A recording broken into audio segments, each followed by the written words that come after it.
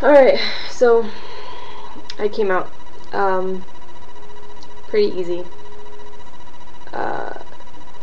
I cried when I had to talk to people on the phone. It was kind of bad. It's just when I don't talk about something and something that's very personal to me, I get very emotional. Like it's like it's kept in for so long, and when you have to say it, you're kind of scared because it is like so close to you. So I've sent a letter out to my 4 siblings through Facebook, and my older sister, the most conservative one of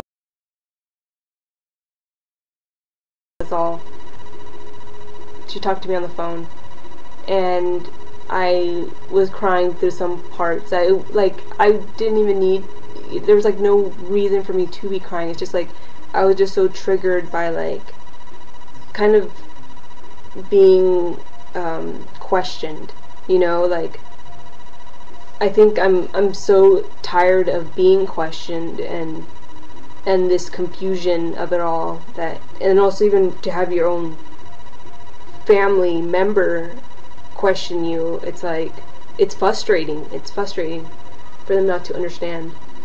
I know she doesn't understand, however she still tells me that she'll support me, you know, like we're still family and nothing will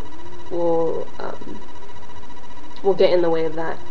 However, so the whole time in the beginning I was gonna tell my mother through the phone first and then tell my siblings, but when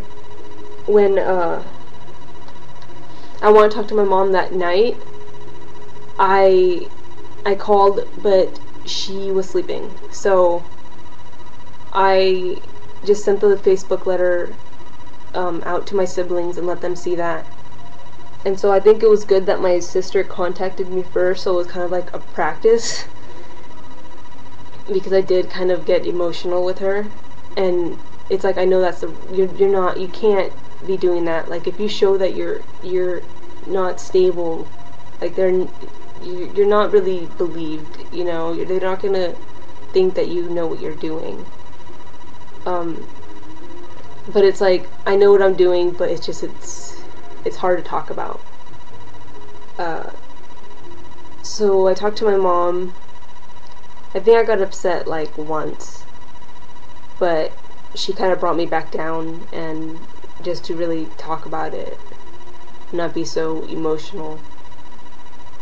So she helped me with that.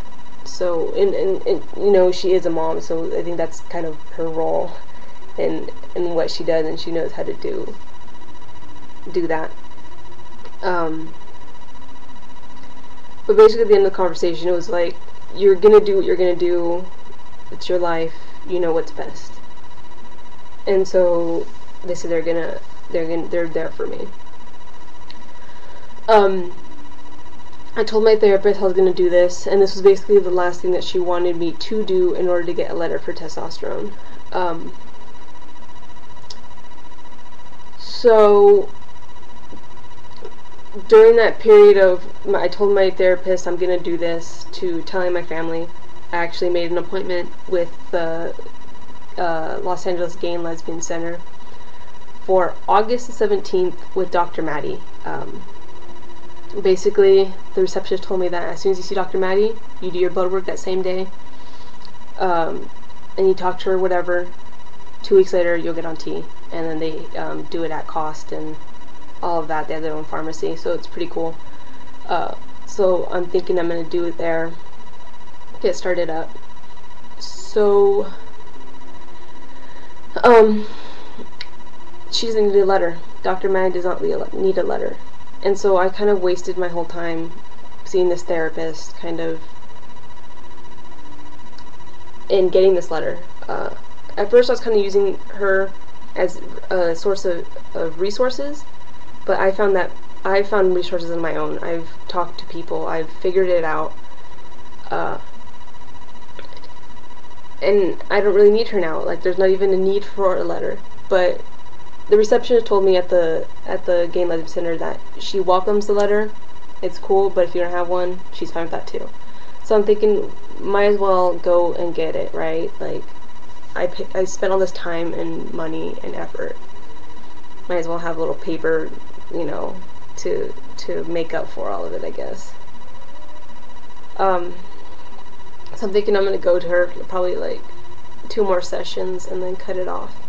Because she keeps telling me that I need a letter for surgery, and I know you don't. You don't. You know, there's ways around it. There's ways in the system to figure it out. People that want to do what they want to do, they're going to figure out a way to do it. So that's that. But some other good news, I got the job as a pet nurse assistant. It's cool so far. It's kind of hectic. And they seem like pretty cool people, so I don't even see an issue with transitioning over there either. Like, you know, I'm kind of stoked about that, about working there during the summer and seeing what the summer holds for me. What am I going to do, considering I'm not going to be going to school and I'm going to be staying here and just working. So hopefully it's an exciting one. But yeah, that's kind of all I wanted to say for today. Alright, bye.